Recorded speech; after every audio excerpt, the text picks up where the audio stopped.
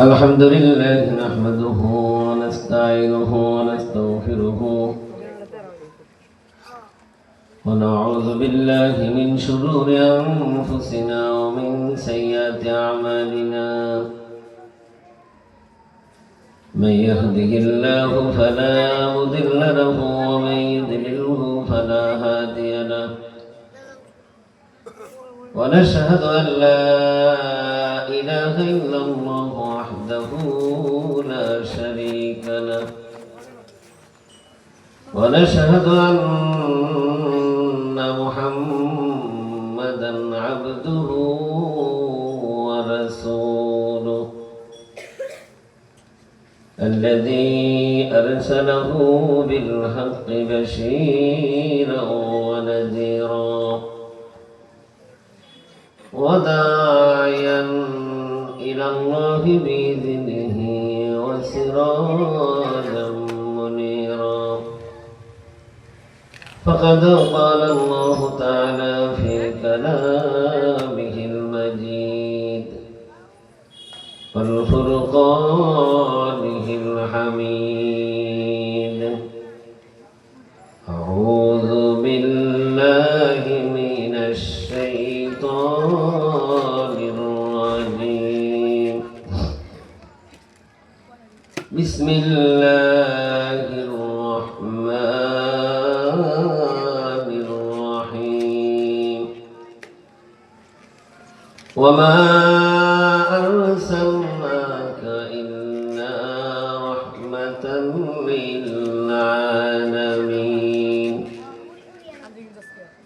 وقال تعالى في شان حبيبه إن الله وملائكته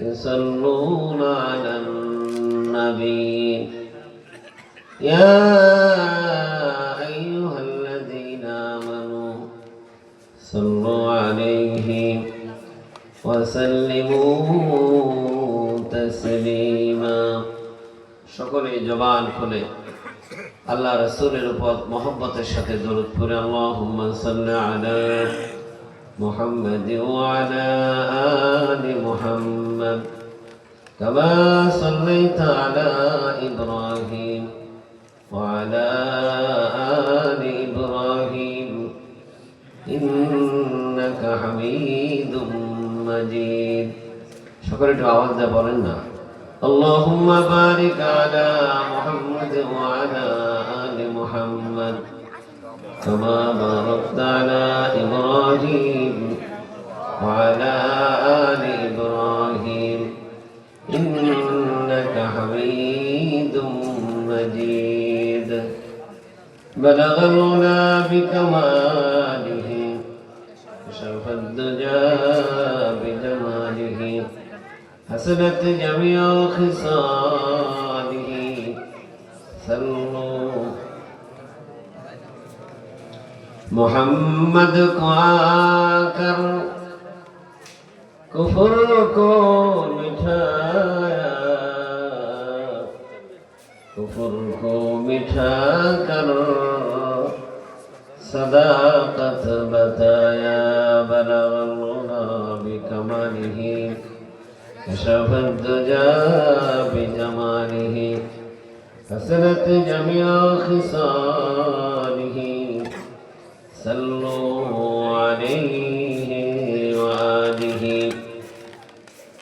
আসুন আমরা সকলে মিলে মুক্তাসার একটু দোয়া করি দোয়া করার কারণ হলো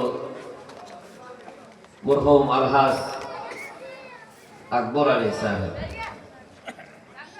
তিনি আজ দুনিয়াতে নেই আপনাদেরই সন্তান ছিলেন এই গ্রামেরই কৃতি সন্তান ছিলেন ওনার সাথে আমার খুব মহব্বত ছিল ভালোবাসা ছিল বিভিন্ন সময় আমাকে পরামর্শ দিয়ে সহযোগিতা করেছেন আজ উনি থাকলে জীবিত থাকা অবস্থায় আসতে পারলে নিজের আরো ভালো লাগতো উনি অনেকবার আমাকে আসার জন্য দাওয়াত করেছেন কিন্তু সময়ের সাথে মিলাইতে পারি না, এই জন্য আসতে পারি নাই। আজকে ওনার কথা খুব বেশি মনে পড়ছে, এই জন্য সংক্ষিপ্তভাবে ইনশাল্লাহ দোয়া করব। সকলে আমার সাথে একটু حتى ربنا ظلمنا أنفسنا وإن لم تغفر لنا وترحمنا لنكونن من الخاسرين ربنا لا تزغ قلوبنا بعد إذ هديتنا وهب لنا من لدنك رحمة إنك أنت الوهاب اللهم إنا نسألك جنة الفردوس اللهم إنا نسألك حبك وحب ما يحبك وعمل الذي يبلغني حبك وأسألك الرضا بعد القضاء وأسألك برد العيش بعد الموت وأسألك لذة الذي لا وجهك والشوق إلى لقائك رب العالمين বাংলা হাজী মোহাম্মদ আলী হাফিজে মাদ্রাসা তিনখানা কর্তৃক আয়োজিত দ্বিতীয় বার্ষিক ওয়াজ মাহফিলে বাদ আসর থেকে এই পর্যন্ত হযরত উলামায়ে কেরাম তোমার এবং তোমার হাবিবের যত বরাতে আলোচনা করেছেন এবং আখিরি মোনাজাত পর্যন্ত যত আলোচনা চলবে মেহেরবানি করে আলোচনাটুকু আপনি কবুল এবং মঞ্জুর করে নেন রব্বুল আলামিনের হাতে এতটুকু সোনার মদিনায় সোনার মানুষের উপরে পৌঁছায় দেন রব্বুল আলামিন तमाम পৃথিবীর জমিন নিসত মুমিন মুমিনার সাহিত্য সাল্লাম মেহেরবানি করে প্রত্যেকের মুবারকে সবটুকু পৌঁছায় দেন রব্বুল আলামিন এই মাহফিল আমরা যারা এসেছি মাহবুব জানি না কার মা নাই কার বাবা নাই কারো দাদা দাদি কারো নানা নানি কারো শ্বশুর শাশুড়ি কারো ভাই বোন আপনজন মহব্বতের যারা অন্ধকার কবরে শায়িত রব্বুল আলামিন মেহেরবানি করে প্রত্যেকের মুবারকে সবটুকু পৌঁছায় দেন রব্বুল আলামিন প্রত্যেকের আযাবুল কবরকে আপনি কিয়ামত পর্যন্ত মাফ করে দেন আল্লাহ প্রত্যেকের কবরকে আপনি জান্নাতের বাগান বানিয়ে দেন রব্বুল আলামিন আল্লাহ মেহেরবানি করে আলহাজ মরহুম আকবর আলী সাহেবের মুবারকের সওয়াবটুকু পৌঁছায় দেন আল্লাহ তার জীবনের সমস্ত অপরাধগুলো আপনি মাফ করে দেন আল্লাহ তার কবরকে আপনি জান্নাতের বাগান বানিয়ে দেন আল্লাহ তার কবরের সাথে আর আপনার হাবিবের রওজার সাথে সুন্দর একটা রহমতের রাস্তা করে দেন যাতে আপনার রহমত আসা যাওয়া করতে পারে রব্বুল আলামিন এই মাহফিলকে আপনি কবুল করে নেন এই মাহফিলকে একটা সফল পরিণতি হিসেবে আপনি কবুল আর মঞ্জুর করে নেন আল্লাহ আখিরি মুনাজাত পর্যন্ত আমাদের সকলকে ধৈর্য সহকারে বসে কোরআন এবং হাদিসের আলোচনা শোনার তৌফিক দান করে দেন রব্বুল আলামিন কিয়ামতের কঠিন ময়দানে যেদিন মাথার আঘাত উপরে সূর্য চলে আসবে মাটি তামাক হয়ে যাবে কোটি কোটি মানুষ পানি পানি বলে চিৎকার করতে থাকবে রব্বুল আলামিন সেই দিন এই মাহফিল আমাদের প্রত্যেকের জন্য নাজাতের জরিয়া করে দেন রব্বানা তাকাব্বাল মিন্না ইন্নাকা আনতাস সামিউল আলিম ওয়া তুব আলাইনা ইন্নাকা আনতাত তাওয়াবুর রহিম বিরহমাতিকা ইয়া আরহামার রাহিমিন সকলে মহব্বতের সাথে জিকির করেন লা ইলাহা ইল্লাল্লাহ লা ইলাহা ইল্লাল্লাহ لا إله إلا الله नहीं हमें अल्लाह सरा لا إله إلا الله لا إله إلا الله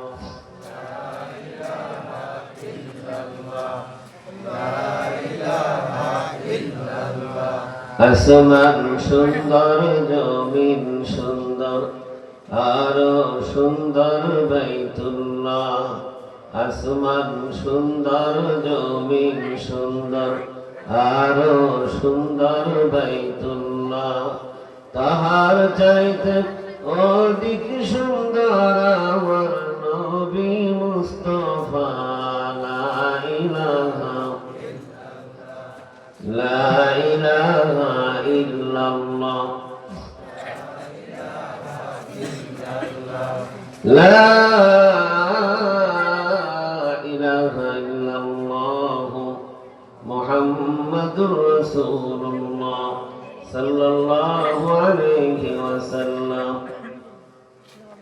বাংলা হাজী মোহাম্মদ আলী হাফিজে মাদ্রাসা তিনখানা করতে আয়োজিত দ্বিতীয় বার্ষিক ওয়াজ মাহফিলের মুহতারাম সম্মানিত সভাপতি হাজারো ছাত্রের উস্তাদুল আসাতিজা পীর কামিল আলহাজ হযরত মাওলানা জহিরুল ইসলাম সাহেব বারাকাল্লাহু ফি হায়াতি, আমাদের দক্ষিণ মির্জাপুরের মুরব্বী, আমাদের মাথার তাজ ভাইস প্রিন্সিপাল ব্যাংকুরানি মাদ্রাসা সাভার ঢাকা, আমরা দোয়া করি আল্লাহ তাআলা যেন হযরতকে নেক হায়াত দান করেন এবং জীবনের শেষ মুহূর্ত পর্যন্ত কোরআন এবং হাদিসের খেদমত করার জন্য আল্লাহ তৌফিক দান করেন।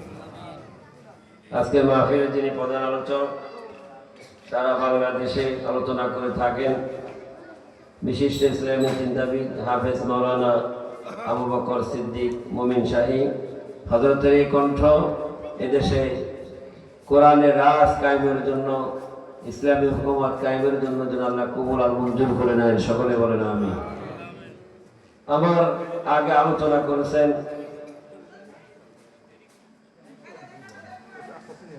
হযরত মাওলানা জাকির হুসাইন আনসারী সাহেব, এরপর আহমদুল্লামা ইকরাম হাফেজ মাওলানা মুফতি আব্দুল হামিদ আল হানাফি সাহেব বড় চমৎকার আলোচনা করতেছিলেন। হযরত মাওলানা শহীদুল ইসলাম রহমানী সাহেব আলোচনা করেছেন। আল্লাহ তাআলা সকল আলোচনাকে কবুল করেন, সকলে বলেন আমিন। আমি আপনাদের খেদমতে আল্লাহর কালামের সূরা আম্বিয়ার 107 নম্বর আয়াতে কারিমা তেলাওয়াত করেছি। সময় খুব কম, এই সংক্ষিপ্ত সময়ের ভিতরেই মুখতাসার কিছু আলোচনা করার জন্য চেষ্টা করব। আমা তাওফীক ইল্লা বিল্লাহ। আপনারা দোয়া করেন আল্লাহ তাআলা যেন তার এই গোলামের জবান দিয়ে আমলিয়াতের সহি কিছু কথা যেন আল্লাহ তাআলা বের করে দেন, এটা আওয়াজ দিয়ে বলেন আমিন। যে রব্বে কারীম আমাদেরকে এই শীতের মৌসুমের প্রারম্ভেই, এখনো শীত পুরোপুরি শুরু হয় না, শুরু হয়েছে কথা বলেন, শীত যেন আমাদেরকে সবে মাত্র আমন্ত্রণ জানাচ্ছে, হাসানি দিয়ে ডাকতেছে। শীতের মৌসুম আসলেই তো বিশেষ করে যারা বিবাহ শাদী করেছেন, শ্বশুর বাড়িতে তাদের আগ্রহ, শ্বশুর বাড়ির তরফ থেকে জামাইকে শীতের পিঠা খাওয়ানোর জন্য একটা আনন্দের ইমেজ বয়ে থাকে, কি বলেন ঠিক কিনা?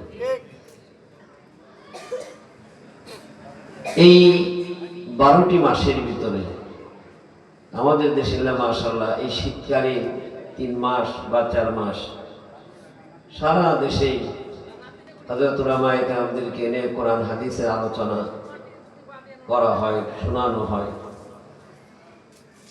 এর লক্ষ্য উদ্দেশ্য হলো মানুষকে দ্বীনের ব্যাপারে উদ্বুদ্ধ করা। কোরআন হাদিসের আলোচনা যত বারবার শোনা যায়, আমরা বলেন ঈমান কমে না বাড়ে?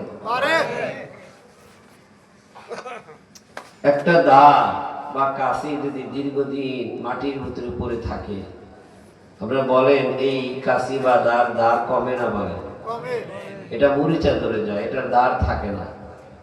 এটা যখন আবার কামারের কাছে নিয়ে যান, কামার এটার আগুন দিয়ে ঝালাই করে, আগুন দিয়ে পুড়ে, তারপরে তার আবার পূর্বের অবস্থায় তাকে ফিরিয়ে দেয়, কথা বলেন ঠিক কিনা? ঠিক একজন মুমিন, একজন মুসলমান 11টা মাসের ভিতরে 9টা মাস আমরা এইভাবে কোরআন হাদিসের আলোচনা লম্বা সময় শোনার সৌভাগ্য আমাদের হয় না। স্বল্প সময় জুমার দিন আলোচনা হয়, তারপরেও আমরা একদম শেষে মসজিদে যাইতে অভ্যস্ত। মানে এমন সময় মসজিদে যাওয়া মাত্রই যেন ওদের খুতবা শুরু করে, কথা বলেন। মানে সবার পরে যাওয়া, আর আমাদের টেন্ডেন্সি হলো সবার আগে বেরিয়ে আসে। বলেন এর মাঝখানে কি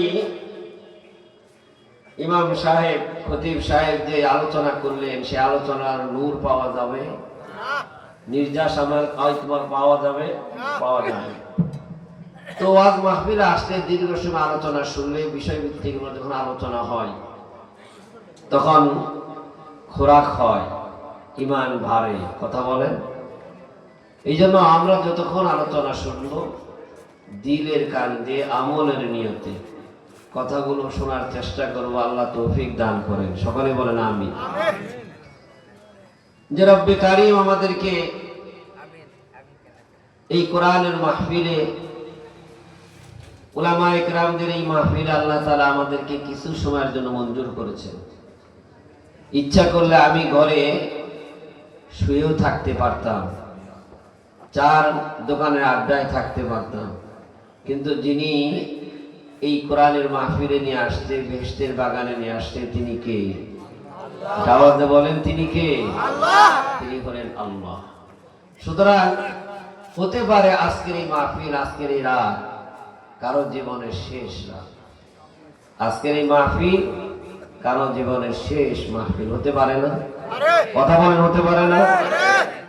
সুতরাং আজকের মাহফিল যদি আমার জীবনের শেষ মাহফিল হয়, এই রাত যদি আমার জীবনের শেষ রাত হয়, তাহলে আজকের মাহফিলে যদি তওবা করে মুনাজাত শেষ করে বাড়ি যেতে পারি, বলেন নাজাতের ওসিলা হতে পারে কিনা? নাজাতের ওসিলা হতে পারে না? এই জন্য আল্লাহ তাআলার কাছে সাহায্য চাওয়া। আল্লাহ, জীবন অনেক গুনাহ করেছি, অনেক অপরাধ করেছি, গুনাহ করে করে জীবনটাকে বরবাদ করে ফেলে দিয়েছি। লোহার উপর মরিচিকা পড়লে যেরকম হয়, আমার অবস্থা, আমার কাউটা, আমার হৃদয়টা এরকম অবস্থা হয়ে গেছে। এখন আমার আর নেকামল করতে ভালো লাগে না, নামাজ ভালো লাগে না, কোরআন তেলাওয়াত শুনতে ভালো লাগে না, ভালো কথাও অনেক সময় ভালো লাগে না। কথা বলেন ঠিক কিনা? তাহলে বুঝতে হবে যে আমার নফসে আম্মারা, আমার কাউটা গুনায় জর্জরিত হয়ে গেছে।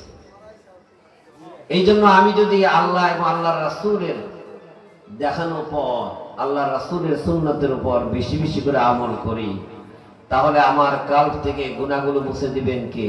আল্লাহ। কে দিবেন? আল্লাহ তাআলা দিবেন।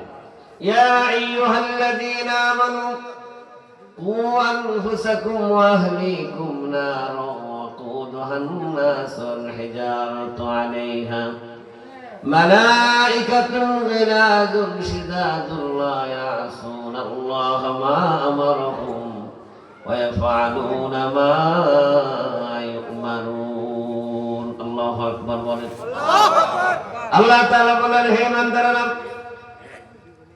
তোমরা নিজেরাও জাহান্নামের আগুন থেকে বাঁচো, আর তোমাদের পরিবার পরিজন আপনজনদেরকেও জাহান্নামের আগুন থেকে বাঁচানোর জন্য চেষ্টা করো। কারণ জাহান্নামের আগুনকে প্রজ্বলিত করা হবে মানুষ এবং পাথর দিয়ে। জাহান্নামের উৎস হবে মানুষ এবং পাথর। দুনিয়ার আগুনটা প্রজ্বলিত করা হয় লাকড়ি দিয়ে, সোনা দিয়ে। আমার বন্ধুগণ, জাহান্নামের আগুনটা প্রজ্বলিত করা হবে মানুষ এবং পাথর দিয়ে। সেখানে এমন নির্দয় ফেরেশতা থাকবে, না আছে তাদের কোনো মায়া, না আছে তাদের কোনো সিংহ ভালোবাসা। তারা শুধু আল্লাহ তাআলার হুকুমকেই মানে, আল্লাহর হুকুমকে অমান্য করার ক্ষমতা তাদের নাই। এই জন্য আমার বন্ধুগণ, গুনাহ হয়ে গেছে, আমি তো অপরাধী, জীবনটাকে গুনাহ করে করে বরবাদ করে ফেলে দিয়েছি। আল্লাহ তাআলা বলেন, বান্দা, কুল ইয়া ইবাদিয়াল্লাযীনা আসরাফু আলা আনফুসিহিম লা তাকনাতু মির রাহমাতিল্লাহ ইন্নাল্লাহা ইয়াগফিরুয যুনুবা জামিআ ইন্নাহু হুয়াল গফুরুর রহিম।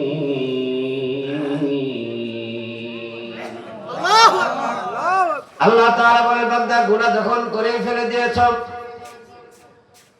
বান্দা আয় আমার রহমতের চাদরের নিচে আয়। আয় বান্দা, আমার রহমতের চাদরের নিচে আয়, আমার কাছে মাফ চা। আমি আল্লাহ আমার দয়া আর মায়া দিয়ে তোর জিন্দেগীর সমস্ত অপরাধগুলো ক্ষমা করে দিব। এখানে শেষ নাই।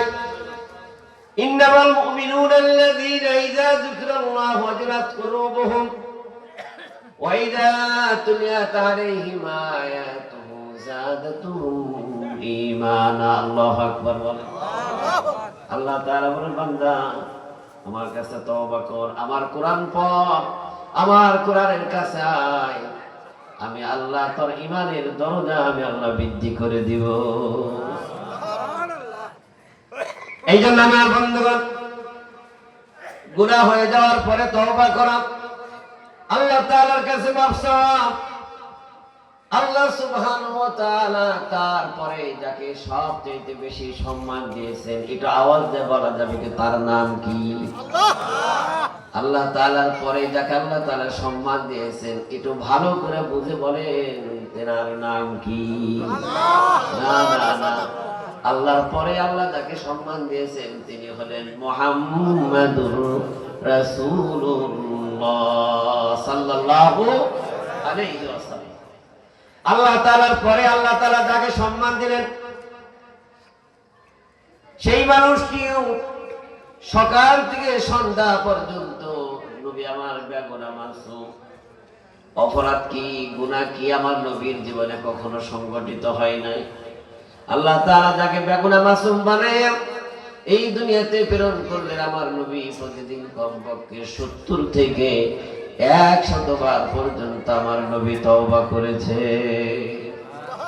যে নবী শান আল্লাহ তাআলা আয়াত নাযিল করলেন, আমার নবী সাধারণ নবী না, আমার নবী আসমানের নবী, জমিনের নবী, সমস্ত মাখলুকাতের নবী, সমস্ত কুল কায়নাতের নবী হলেন আমাদের নবী।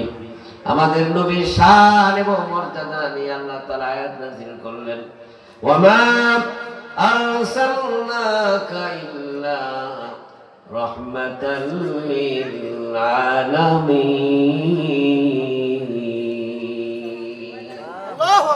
আল্লাহ তাআলা নবীজি, আমি আপনাকে গোটা আলমের জন্য রহমত হিসেবে প্রেরণ করেছি। আমার নবীর হাত যেদিকে যায় আল্লাহর রহমত সেদিকেই যায়। আল্লাহু আকবার। আমার বন্ধুগণ, আমার নবী দুনিয়ার উপর শুয়ে আছেন, মেঘমুক্ত আকাশ, পূর্ণিমার চাঁদটা ঝলঝল ঝলঝল করতেছে। ইবনে আব্বাস রাদিয়াল্লাহু তাআলা দূর থেকে নজর করে দেখলেন আমার নবীর হাত নাড়ায়, আমার নবীর পাটা নাড়ায়, আমার নবীর সাথে আসমানের চাঁদটাও কেঁপে ওঠে। সুবহানাল্লাহ বলে। আমার নবীর হাত যেদিকে যায় চাঁদটাও সেই দিকে যায়, আমার নবীর পাটা যেদিকে যায় চাঁদটাও সেদিকেই যায়। মনে হচ্ছে নবীর সাথে চাঁদ যেন খেলা করতেছে। এটা আওয়াজ দিয়ে বলেন না সুবহানাল্লাহ। আমার বন্ধুগণ, ইবনে আব্বাস রাদিয়াল্লাহু তাআলা আনহু বললেন, ইয়া রাসূলুল্লাহ,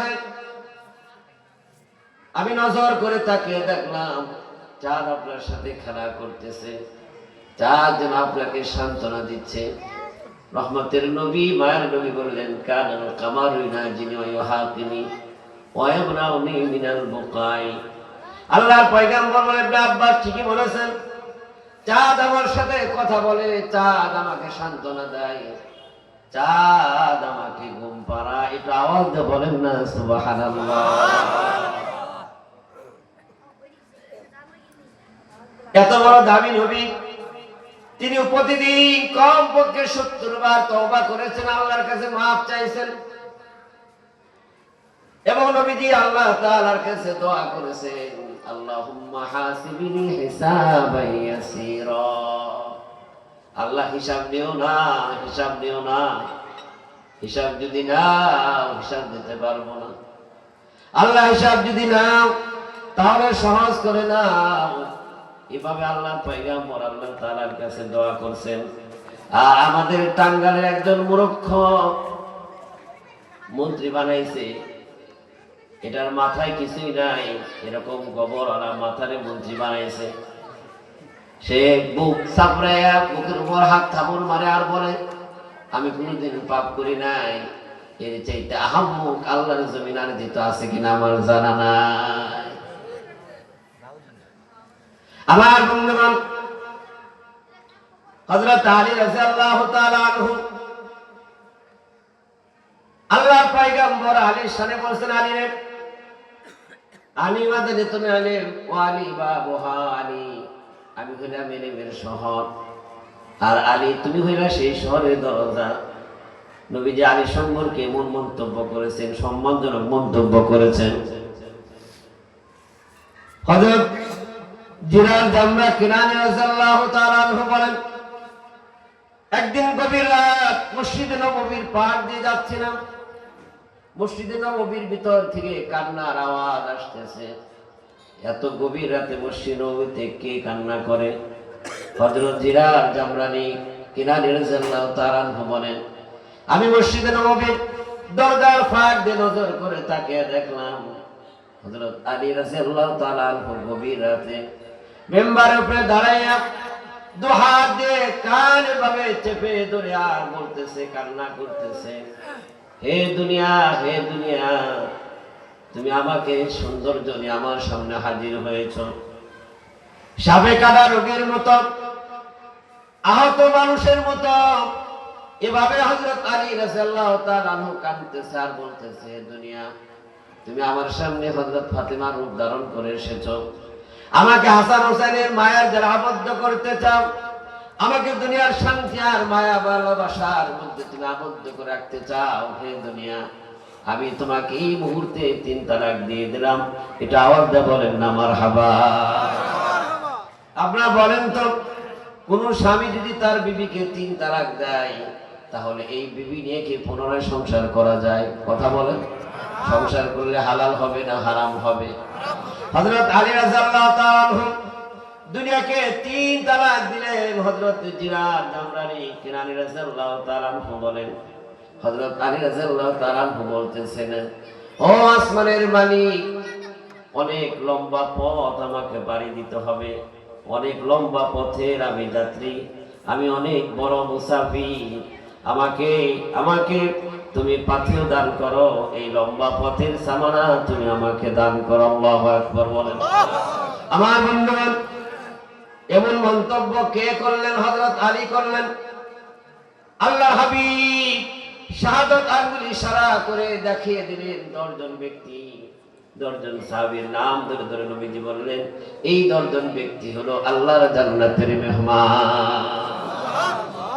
তার মধ্যে 4th নাম্বার ব্যক্তি হলো হযরত আলী রাদিয়াল্লাহু তাআলা আনহু। 1ম নাম্বার হলো হযরত সিদ্দিক আকবর রাদিয়াল্লাহু তাআলা আনহু।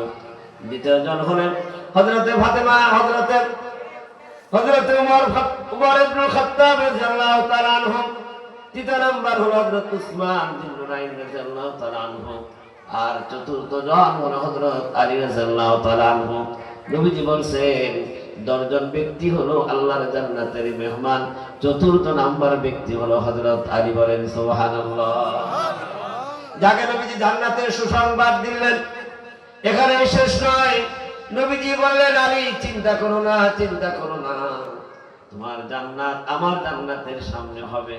আমার জান্নাত থেকে আলী আমি তোমাকে এবং ফাতেমাকে আমি নবী নজর করে তাকে দেখবো। বলেন সুবহানাল্লাহ। আমার বন্ধুগণ, হযরত আলী রাদিয়াল্লাহু তাআলা ভাবে চোখের পানি ছেড়ে দিয়ে আল্লাহর কাছে মাফ চাইছেন, আল্লাহর কাছে দোয়া করছেন। এই জন্য হযরত আলী রাদিয়াল্লাহু তাআলা বলেই ফিরি, হযরত আলী রাদিয়াল্লাহু তাআলা বলেন, তওবা 6টি বিষয়ের সমন্বয় হলো তওবা। আল্লাহর কোন মাহবুব বান্দা যদি 6টি বিষয়কে সামনে নিয়ে তওবা করে, হযরত আলী রাদিয়াল্লাহু তাআলা বলেন, এই তওবা আল্লাহর দরবারে মঞ্জুর হয়ে যাবে। আর আল্লাহর দরবার যখন মঞ্জুর হয়ে যায়, আল্লাহর পয়গম্বর বলেন, তুবু ইলাল্লাহি তাওবাতান নাসুহা। আল্লাহু আকবার বলেন।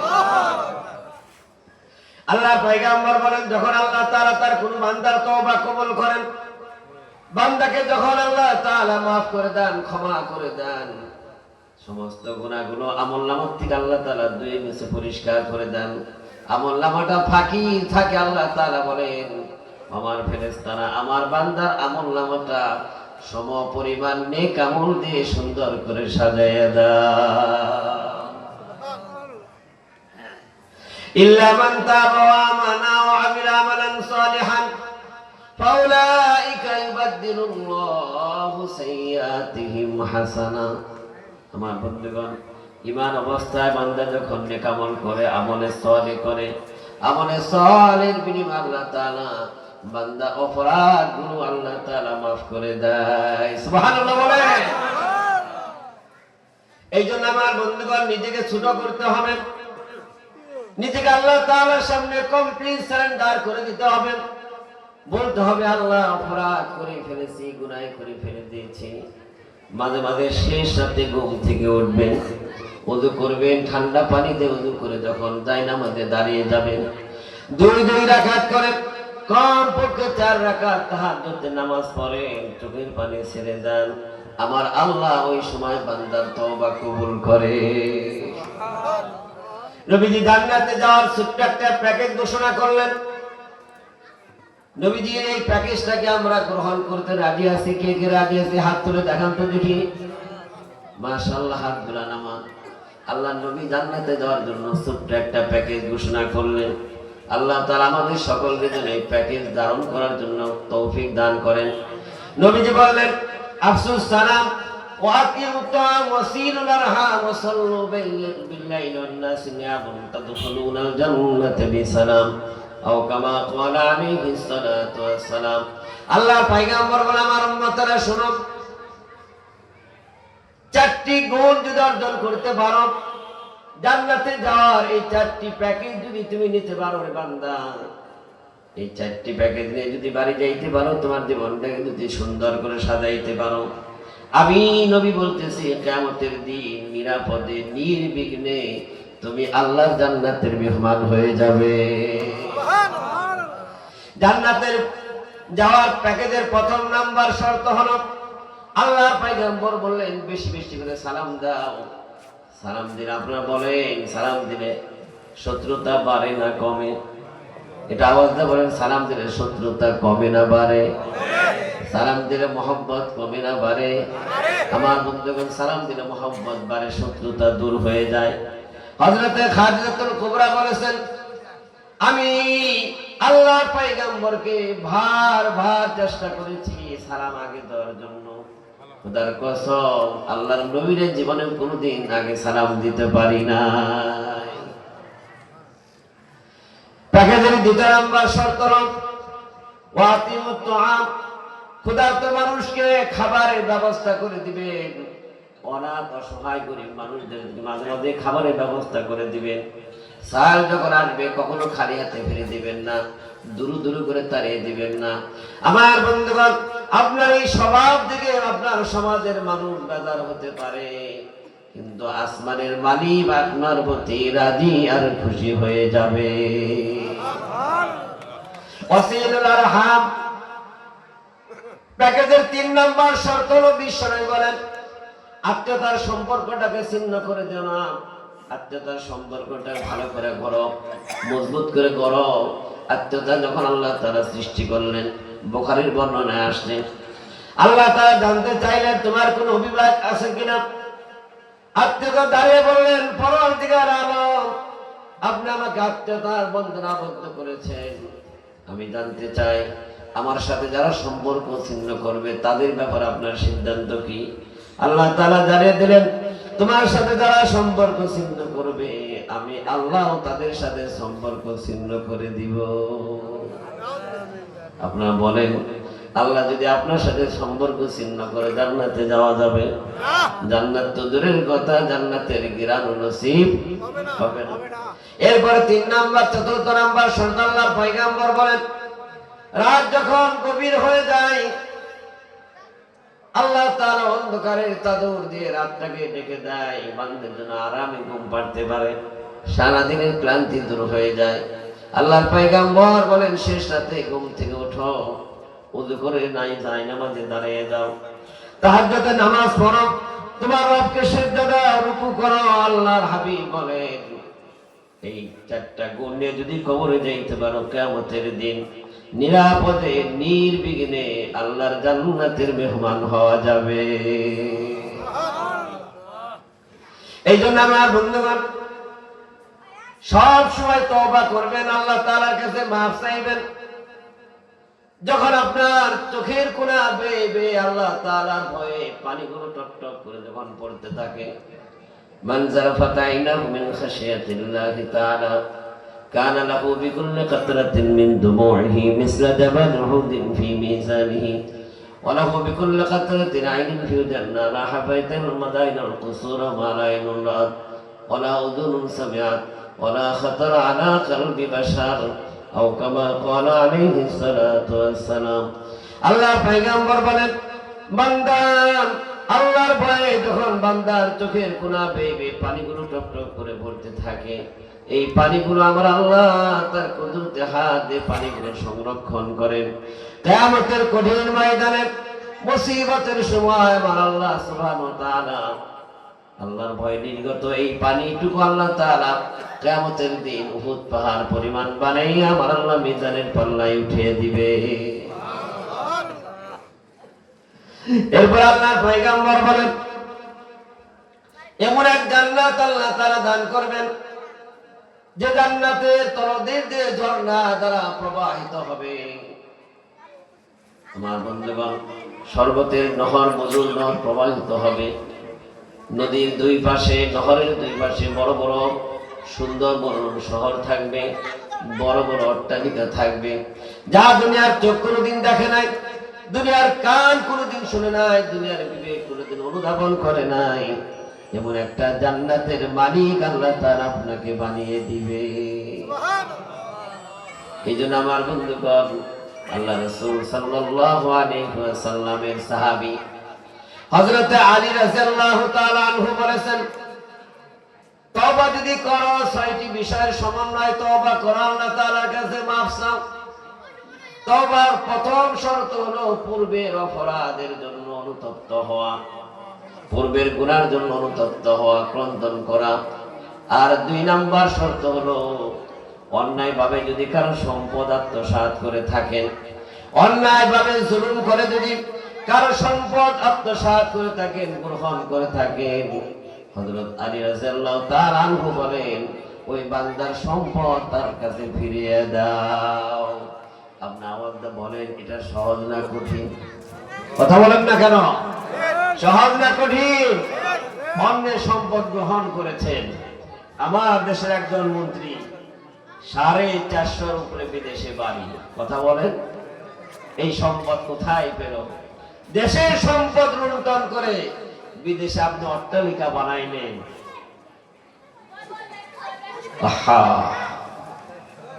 হযরত আলী রাদিয়াল্লাহু তাআলা আনহু বলেন, অন্যায়ভাবে যদি কারো সম্পদ গ্রহণ করে থাকো, তাকে ফেরত দাও। 3 নাম্বার শর্ত হলো, হযরত আলী রাদিয়াল্লাহু তাআলা আনহু বলেছেন, হাত এবং জবানের দ্বারা যদি কাউকে কষ্ট দিয়ে থাকেন, তার কাছে গিয়ে নত হয়ে দিলটা নরম করে তার কাছে ক্ষমা চান। আল্লাহর হাবিব বলেন, আল্লাহর বান্দা যদি ক্ষমা করে দেয়, আল্লাহ তাআলা কিয়ামতের দিন আপনাকে ক্ষমা করে দিবে। সুবহানাল্লাহ।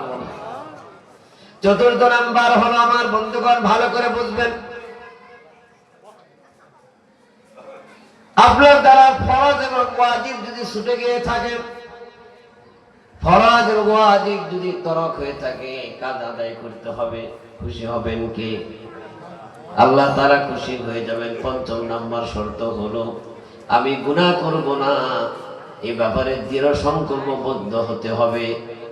6ষ্ঠ নাম্বার হলো, অতীতে যেরকম আমি নিজেকে আল্লাহর নাফরমানি করতে দেখেছি, অন্যায় করতে দেখেছি, জুলুম করতে দেখেছি, নফসের উপর জুলুম করেছি, হযরত আলী রাদিয়াল্লাহু তাআলা আনহু বলেন, এখন থেকে মৃত্যুর আগ পর্যন্ত আল্লাহ তাআলার আনুগত্য করতে দেখা।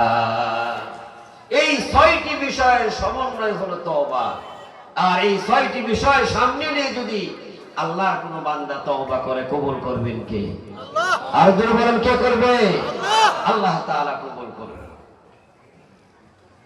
এই জন্য আমার বন্ধুগণ, গুনাহ করার পরে অনুশোচনা করা, আল্লাহ তাআলার কাছে মাফ চাওয়া। আল্লাহ অপরাধ করে ফেলেছি, আল্লাহ মেহেরবানি করে তোমার গুনাহকে মাফ করে দাও। আল্লাহর পয়গম্বর প্রতিদিন আল্লাহ তাআলার কাছে দোয়া করেছেন, আল্লাহুম্মা হাসিবনি হিসাবান ইয়াসীরা। আল্লাহ হিসাব নিও না, হিসাব যদি নাও আল্লাহ সহজ করে নাও। সুবহানাল্লাহ। আমার বন্ধুগণ, আল্লাহ তাআলা যাকে বেগুনে মাসুম বানায়া দুনিয়াতে প্রেরণ করলেন, আমার নবীর আগের গুনাহ নাই, পিছনেও গুনাহ নাই, ডাইনেও নাই, বামেও নাই। আমার নবী হলে বেগুনাহ মাসুম বাচ্চা। আল্লাহ তাআলা দুনিয়ার ভিতরে সবচেয়ে বেশি সম্মান যাকে দিয়েছেন, তিনি হলেন মুহাম্মাদুর রাসূলুল্লাহ। আমার নবীর সৌন্দর্য বর্ণনা করতেছেন হযরত আয়েশা। হযরত আয়েশা বলেছেন, আমার হারানো সুই আমি খুঁজে পাই না, রাত হয়ে গেল, চারাক জ্বালানোর মতো কোনো তোর আমার ঘরে নাই। বিশ্বনবী এশার নামাজ কমপ্লিট করে আমার ঘরে ঢুকলেন। হযরত আয়েশা বলেছেন, নবীজি আমার ঘরে ঢোকার সঙ্গে সঙ্গে আমার অন্ধকার ঘরটা নবীজির চেহারার আলোতে, ঘরটা নূরের আলোতে আলোকিত হয়ে গেছে। আমি আমার হারানো সুই খুঁজে পেয়েছি। হযরত আয়েশার হাদিস কেন আমাদের জাতীয় কবি নজরুল তার কবিতার ভাষায় বলেছেন, হাই জুলেখা মজলুবাতা, হাই জুলেখা মজলুবাতা, ইউসুফেরই রূপ দেখে, দেখলে আমার নবীর সূরত যোগিন হতো সম্মেখে। আল্লাহু আকবার। আমার বন্ধুগণ, হযরত আয়েশা বলেন, ও মিশরের মেয়েরা শোনো, তোমরা তো ইউসুফের চেহারা দেখে পাগল হয়ে গেছো। হাতের পরিবর্তে তোমাদের ফলের পরিবর্তে হাতটাই তোমরা কেটে ফেলে দিয়েছো। তোমরা যদি একবারের জন্য আমার নবীকে দেখতা, তোমাদের কলিজাটাই না তোমরা কেটে ফেলে দিতা। হযরত জাবির বিন সামুরা রাদিয়াল্লাহু তাআলা আনহু, একদিন মেঘ মুক্ত আকাশ, আমার নবী পূর্ণিমার চাঁদটা ঝলঝল করতেছে, আমার নবীকে লাল চাদর পরে নবীজি দাঁড়িয়ে আছেন।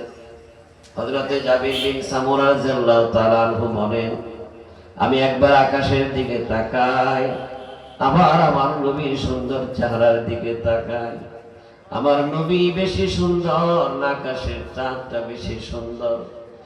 নূরের দরিয়ায় স্নান করে কেন মক্কায় আমিনার কোলে ফাল্গুন পূর্ণিমা নিশীথে যেমন আসমানের কুলে রাঙা চাঁদ দুলে। হযরত জাবির বিন সামুরা বলেন, ও দুনিয়ার মানুষ শোনো, আমি একবার আকাশের চাঁদের দিকে তাকাই, আবার নবীর চেহারার দিকে তাকাই, আমার নবী বেশি সুন্দর না আকাশের চাঁদটা বেশি সুন্দর? হযরত জাবির বিন সামুরা বলেন, দুনিয়ার মানুষ শোনো, আকাশের চাঁদের চাইতে আমার নবী হাজার হাজার গুণ বেশি সুন্দর।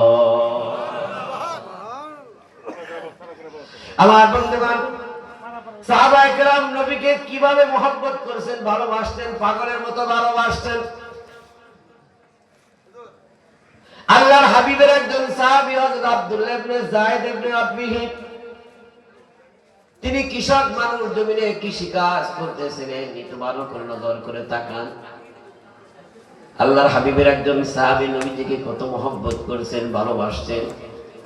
তাদের ভালোবাসার সামনে আমাদের ভালোবাসা কতটুকু পরীক্ষা করেন। আল্লাহর হাবিবের এই সাহাবীর পাশ দিয়ে কে যেন বলে যায়, ও মদিনার ছেলেরা, ও মদিনার মেয়েরা, আল্লাহর পয়গম্বর আজকে দুনিয়াতে নাই, নবীজি দুনিয়া থেকে বিদায় নিয়ে গেছে। হযরত আব্দুল্লাহ ইবনে যায়েদ ইবনে রাবিহি কৃষক মানুষ, জমির কাজটা বন্ধ করে দিলেন, মূর্তির মতো তিনি দাঁড়িয়ে আছেন, দুহাত আকাশের দিকে প্রসারিত করে দোয়া করতেছেন, আল্লাহুম্মা যাহাব বাসরি হাত্তা লা আরাবাদ হাবিব মুহাম্মদ সাল্লাল্লাহু আলাইহি সাল্লাম ফাকুফা বাসারহু। ও আকাশের মালিক, ও জমিনের মালিক, যে চোখ দিয়ে তোমার হাবিবকে প্রাণ ভরে দেখেছি, এমন মায়ার মানুষ, এমন দয়ার মানুষ জীবনে কোনোদিন আমি আর দেখি নাই। ও আকাশের মালিক, যে চোখ দিয়ে তোমার হাবিবকে প্রাণ ভরে দেখে আমার হৃদয়টাকে জোড়াইছে, আজকে তোমার হাবিব দুনিয়াতে নাই, এই চোখ দিয়ে আমি দ্বিতীয় কোনো মানুষকে আর দেখতে চাই না। এই মুহূর্তে আল্লাহ আমার চোখের আলোটা নিভাইয়া দাও, এই মুহূর্তে তুমি তোমার বান্দাকে অন্ধ বানাইয়া দাও। দোয়া মঞ্জুর হয়ে গেল। মুহূর্তের ভিতরে সাহাবীর চোখের আলো আল্লাহ তাআলা নিভাইয়া দিলেন। কি মহব্বত সাহাবায়ে কেরাম আল্লাহ রাসূলকে করেছেন। আমার বন্ধুগণ, যে বাংলাদেশে আজানের ধ্বনির সাথে সাথে সূর্য অস্তমিত হয়, কথা বলেন ঠিক কিনা? একদিকে আজান হচ্ছে, সূর্য ডুবতেছে, আবার আজান হচ্ছে, হচ্ছে, সূর্যোদিত হচ্ছে এই বাংলার জমিনে। কাদিয়ানীরা আবার নবীকে নবী মানে না, ওদেরকে কাফের বলতে কি আমাদের কষ্ট হবে? আপনারা বলেন যারা আমার নবীরে মানে না ওরা কাফের না মুসলমান? ওরা মুসলমান না কাফের? একটু আওয়াজ দিয়ে বলো, ওরা মুসলমান না কাফের? আমার বন্ধুগণ, আমার নবীর পরে কোনো নবী নাই, আমার নবীর পরে আর কোনো নবী দুনিয়াতে আসবে না। নবুয়তের দরজার ভিতর আল্লাহ তাআলা মানে লাগিয়ে দিয়েছেন। আমার বন্ধুগণ, পাকিস্তানে কাফেররা, পাকিস্তানের মুসলমানেরা কাদিয়ানীদেরকে অমুসলিম হিসেবে ঘোষণা করেছেন। আমার বন্ধুগণ, আমাদের এই বাংলাদেশের শাহজালাল, শাহপাল, শাহ মাকলুমের এই বাংলাদেশে কাদিয়ানীদের ঠাঁই নাই। কথা বলেন ঠিক কিনা? ওদেরকে অমুসলিম ঘোষণা করতে হবে। আমাদের দেশের সরকার মাঝে মাঝে বিবৃতি দেয়, প্রকাশ্যে বলে না, কারণ তাদের অর্থনৈতিক অবস্থা এত গভীরে চলে গেছে। ওদেরকে যদি নিষিদ্ধ করা হয় অর্থনীতিতে ধস নামবে। আমার বন্ধুগণ, অর্থনীতি চাঙ্গা করার মালিক কাদিয়ানীরা না আল্লাহ?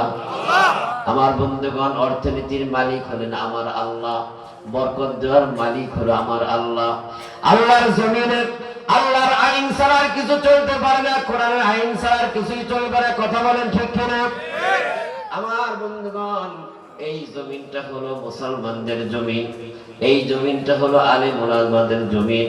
সুতরাং এই জমিনে কাদিয়ানীরা ব্যবসা বাণিজ্য করে এদেশের মুসলমানদেরকে গুমরাহি বানাবে। সবাই মেনে নিতে পারে, এদেশের তৌহিদি ধারণা মেনে নিতে পারে না। কথা বলেন ঠিক কিনা? এই জন্য আমার বন্ধুগণ, সোচ্চার থাকতে হবে, হুঁশিয়ার থাকতে হবে। সারা বাংলাদেশের আলেম ওলামা, বুজুর্গান দিন সবাই এক প্ল্যাটফর্মে এসে গিয়েছে। কাদিয়ানীদের অমুসলিম ঘোষণা করতে হবে। আমরা কি সবাই এর সাথে একমত? যারা যারা একমত হাত প্রসারিত করে আল্লাহ তাআলাকে দেখান। লিল্লাহি তাকবীর। আল কোরআনের আলো, কাদিয়ানীরা মুসলমান না কাফের? মাশাআল্লাহ, হাত নামা। সম্মানিত হাজিরিন, আল্লাহর পয়গম্বর জনাব মুহাম্মদুর রাসূলুল্লাহ সাল্লাল্লাহু আলাইহি ওয়াসাল্লাম নবীজি আমার শুয়ে আছেন। নবীজির দেহ মুবারক থেকে গামগুলো টপ টপ টপ টপ করে পড়ে। হযরত উম্মে সুলাইম রাদিয়াল্লাহু তাআলা আনহা নবীজির দেখেন এই গামগুলো শিরির ভিতরে পড়তেছে, শিশির ভিতরে পড়ে। আল্লাহর পয়গম্বর বলেন, উম্মে সুলাইম, এই ঘামগুলো শিশির ভিতরে পড়ে তোমরা কি করবে? রহমতের নবী, মায়ার নবী বলে উম্মে সুলাইমকে বললেন, এই ঘামগুলো তোমরা কি করবে? হযরত উম্মে সুলাইম বললেন, ইয়া রাসূলুল্লাহ, আপনার দেখেন এই ঘামগুলো আমরা আমাদের আতরের সাথে মিশিয়ে ব্যবহার করি। এর কারণ হলো আপনার দেহের ঘামগুলো মৃগনাভি কস্তুরীর চাইতে আরো বেশি সুগেরা। কবি নজরুল বলেছে, ওরে বর্ষা গোলাপ খুশবু তাদের চেয়ে বেশি, যেই জমিনে মোর নবীজি যেতেন যে পথে। আল্লাহু আকবার বলেন। আমার নবী যখন কোন রাস্তাতে হেঁটে যেতেন, পরক্ষণে পেছনে কেউ যদি হেঁটে যেত, তার কাছে যেন মনে হতো কে যেন মৃগনাভি কস্তুরীর ঘ্রাণ এই রাস্তার ভিতরে ছিটিয়ে গেছে। বলেন সুবহানাল্লাহ। আমার বন্ধুগণ, সেই নবীর সুন্নাত আমি আমল করি না, সুন্নতের উপর আমার খবর নাই, আমার দেহে নবীজির সুন্নাত নাই, আমার কাছে নবীজির মহব্বত নাই। নবীজির সুন্নাত আর মহব্বত ছাড়া কি জান্নাতে যাওয়া যাবে? কথা বলেন। জান্নাত কিটা মামার বাড়ির ওয়ারিশ কিনা? আল্লাহর পয়গম্বর বলেন, মান আহাব্বা সুন্নতি ফাকাদ আহাব্বানি ওয়া মান আহাব্বানি কানা মাই ফিল জান্নাহ আও কামা ক্বালা আলাইহিস সালাতু ওয়াস সালাম। আল্লাহর পয়গম্বর বলেন, আমার উম্মতরা, তোমরা যদি আমার সুন্নতকে মহব্বত করো, আমার সুন্নতের উপর তোমরা যদি আমল করো, তোমরা যেন আমি নবীকে মহব্বত করলে। বলেন সুবহানাল্লাহ। আর যারা নবীর মহব্বত পাবে, ভালোবাসা পাবে, আল্লাহর পয়গম্বর বলেন কিয়ামতের কঠিন ময়দানে আমার উম্মত আর মুহাম্মদ সাল্লাল্লাহু আলাইহি সাল্লাম একসাথে আল্লাহর জান্নাতে অবস্থান করবে। বলেন সুবহানাল্লাহ। এইজন্য আমার বন্ধুগণ, নবীর প্রেমিকেরা, নবীর পাগলেরা অনেকে এসেছেন নবীর মাদ্রাসার মাহফিল শোনার জন্য। কথা বলেন ঠিক কিনা? এই মাহফিল এসেছেন, এই মাদ্রাসা এই মাদ্রাসার তালিব এখানে লেখাপড়া করে, আমার বন্ধুগণ আল্লাহর কালাম তেলাওয়াত করে। তারা যখন ঘুমাইতে যায় আল্লাহর কালাম তেলাওয়াত করে করে ঘুমায়। কথা বলেন ঠিক কিনা? প্রত্যেকটা মাদ্রাসায় খবর নিয়ে দেখেন, যখন শিশু মাসুম বাচ্চারা মাদ্রাসার তালিবগুলো যখন ঘুমাইতে যায়, আল্লাহর হাবিবের একটা সুন্নত ছিল, নবীজি যখন রাত্রে ঘুমাইতে যাইতেন সূরা মুলক তেলাওয়াত না করে আল্লাহর নবী কখনো ঘুমাইতেন না। বলেন সুবহানাল্লাহ। নবীজির এই সুন্নত এখনো মাদ্রাসায় পাওয়া যায়। আপনি খবর নিয়ে দেখেন, মাদ্রাসার ছেলেগুলো যখন রাত্রে ঘুমাইতে যায় একজন জোরে জোরে সূরা মুলক তেলাওয়াত করে, আর সমস্ত ছাত্রগুলো মনোযোগ সহকারে শুনে। আল্লাহর হাবিব বলেছেন, সূরা মুলক তেলাওয়াত করে কেউ যদি ঘুমায়, ওই রাত্রে যদি তার মৃত্যু হয়ে যায়, আল্লাহর পয়গম্বর বলেছেন সে সরাসরি জান্নাতের মেহমান হয়ে যায়। এই জন্য আমার বন্ধুগণ মাহফিলে আপনারা এসেছেন, কারো মা নাই, কারো বাবা নাই, কারো দাদা নাই, কারো দাদি নাই, মা বাবার রূহগুলো আজকে প্যান্ডেলের চতুর্দিকে এসে গেছে। আমার সন্তান মাহফিলে গেছে, আমার বাতিজা মাহফিলে গেছে, আমার নাতি মাহফিলে গেছে। আমার জন্য দোয়া করবেন, আমার জন্য সদকা করবে। আমার কবরে আযাবটা আল্লাহ তাআলা মাফ করে দিবেন। আমার কবরটা সাহাবাইকা, আমার কবরটা আল্লাহ তাআলা নূর দিয়ে মুনাব্বার করে দিবেন। আমার কবরটাকে আল্লাহ তাআলা জান্নাতের বাগান বানিয়ে দিবেন। এই জন্য আমার বন্ধুগণ খুশি খুশি আমি লম্বা আলোচনা করবো না, 10 মিনিটের ভিতরে শেষ করে দিব। আল্লাহর কোনো মাহবুব বান্দা আছেন, বলবেন যে হুজুর আমার মা আজকে দুনিয়াতে নাই, বাবা দুনিয়াতে নাই, মার কবরটা বাবার কবরটা যেন আল্লাহ তাআলা নূর দ্বারা মুনাব্বার করে দেয়। বাবা অনেক সম্পদ রেখে গেছেন, মা অনেক কষ্ট করে আমার সংসারটাকে, মা ধীরে ধীরে সংসারটাকে গুছিয়ে গেছেন। আজকে মা নাই, মার সংসার এখনো সেইভাবে আছে। মা যেখানে শুয়ে থাকতো সেই খাটটা এখনো আছে, মার ওই পানের বাটাটা এখনো আছে, মার সেই ঘরটা এখনো আছে। এই সেই ঘর, এই সেই খাট, বিছানার পাশে আছে পানের বাটা, চশমাটা পরে আছে পাশে। শুধু মানে, শুধু মানে, শুধু মানে, শুধু মানে, দরজাটা খুলতে খেয়ে যায় দোকান। মা বলি বলছে এলে নাকি খোকা, দরজাটা খুলতে খেয়ে যায় দোকান। মা বুঝি বলছে এলে নাকি খোকা। আমার বন্ধুগণ মার সেই ঘর, মার সেই পানের বাটা, মার যে খাটে শুয়েছে সেই খাট এখনো বিদ্যমান আছে। আমার বন্ধুগণ হাজী আকবর আলী সাহেব নাই, কিন্তু তার দোকান মির্জাপুরে এখনো আছে কিনা বলে আমার বন্ধুগণ। আমার বন্ধুগণ অনেকের মা দুনিয়াতে নাই, বাবা দুনিয়াতে নাই, কিন্তু বাবা রেখে যাও ব্যবসা প্রতিষ্ঠানের মালিক আমি এখন হয়ে গেছি, ঠিক কিনা বলেন। এই জন্য আমার বন্ধুগণ বাবার রূহের মাগফিরাতের জন্য, মার রূহের মাগফিরাতের জন্য 5,000 টাকা, 10,000 টাকা, 20,000 টাকা, 50,000 টাকা দেওয়ার অনেকে এখানে আছেন। আমি জানি আপনাদের এলাকায় বড় বড় স্বর্ণের ব্যবসায়ী আছে কিনা বলেন। আপনারা সাইড ভিতরে হাত দিলে স্বর্ণ পান, কথা বলেন ঠিক কিনা? যদি দেখো চাই উড়িয়ে দেখো তাই, পাইলেও পাইতে বড় অমূল্য রতন, কথা বলে। এই জন্য আমার বন্ধুগণ খুশি খুশি আগেও টাকা দিচ্ছেন, আমি জানি শহীদ ভাই বলছেন অনেকেই টাকা দিছে। এই মাদ্রাসা আলী আকবর সাহেবের একানা, শহীদ সাহেবের একানা, আলী আকবর সাহেবের ছেলেদের একানা। এই মাদ্রাসা হলো আপনাদের সকলের, কথা বলেন ঠিক কিনা? এই মাদ্রাসাকে জরিয়া করেন এলাকার কবরবাসীরা সুফল পাবে। আপনি বুঝবেন না, এখন আপনি যতদিন জীবিত আছেন মাদ্রাসার শান মর্যাদা আপনি বুঝবেন না। যেদিন আপনার চোখ দুটো আমার বন্ধুগণ অন্ধ হয়ে যাবে, এই দুনিয়ার মায়ার জাল ছেড়ে যেদিন আপনি কবরে যাবেন সেদিন বুঝবেন এই মাদ্রাসা আপনার কাছে কত মূল্যবান, কথা বলেন। এই জন্য একজন আল্লাহর কোন মাহবুব বান্দা দাঁড়িয়ে বলে হুজুর আজকে মা নাই, বাবা নাই, মা রূহটা মাহফিলে এসে গেছে, বাবার রূহটা মাহফিলে এসে গেছে। মা রূহের মাগফিরাতের জন্য 5,000, বাবার রূহের মাগফিরাতের জন্য 10,000। আল্লাহর একজন বান্দা দাঁড়িয়ে বলেন হুজুর কিনা কিনা